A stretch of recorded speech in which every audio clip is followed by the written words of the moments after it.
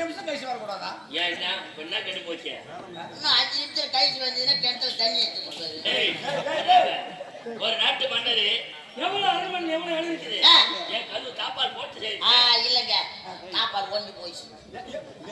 தாப்பால் ஒன்று போயிடுச்சு. அரிசி முடி தூக்கி வைக்கிட்டு அரிசி முடி எங்கிட்டு தூக்கி நம்ம மூட்டையே நம்மளால தூக்கி வைக்க முடியல. அரிசி முடி எங்கிட்டு தூக்கி வைக்க முடியும்? வயசாகி போச்சு. கொம்பு எதனா முட்டு கொடுக்குது. கொம்பு எடுத்து நம்ம கிட்டே கொம்பு கிடையாது. நம்ம எந்த கொம்பு எடுத்து முட்டு சரி மருந்து வந்தேன். தங்கச்சி போறாங்க, தங்கச்சி இங்க இருக்குது. சரி தங்கச்சி நல்லா இருக்கேனா?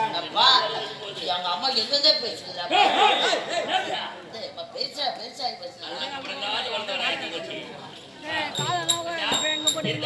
காவல்காரன் அழைச்ச முக்கியமான விஷயம் சொன்னேன். சொல்லல என்ன கூப்பிட்டு சொல்லல. தங்கச்சி வந்தா சொன்னேன். தங்கச்சி வந்தாச்சு. முக்கியமான விஷயம் தான் சொல்லு. அந்த சந்தோஷமான செய்தி என்ன செய்தி? இப்போ சந்தோஷமான செய்தியா? இப்பயும் சொல்ல மாட்டேன். இப்போ சொல்ல மாட்டேன். இப்போ சொல்ல மாட்டீங்களா? வேற எப்பதான் சொல்லுவீங்க? எப்ப தெரியுங்களா? எனக்கு இருப்பது ஒரே ஒரு மகள் ஆனந்தி. ஆனந்தி என் மகன் வரணும். அப்பதான் உண்மை சொல்வேன்.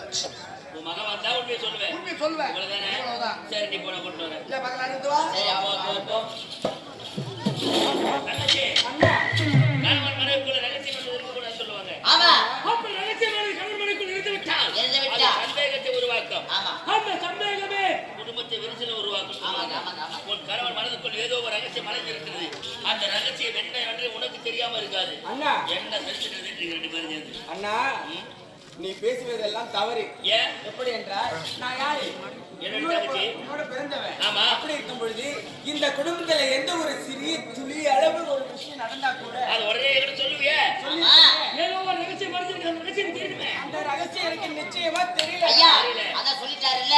அவருடைய மகள் வந்தா நீ போய் இளவரசி கூட்டு அப்படியே ஆகட்டும்.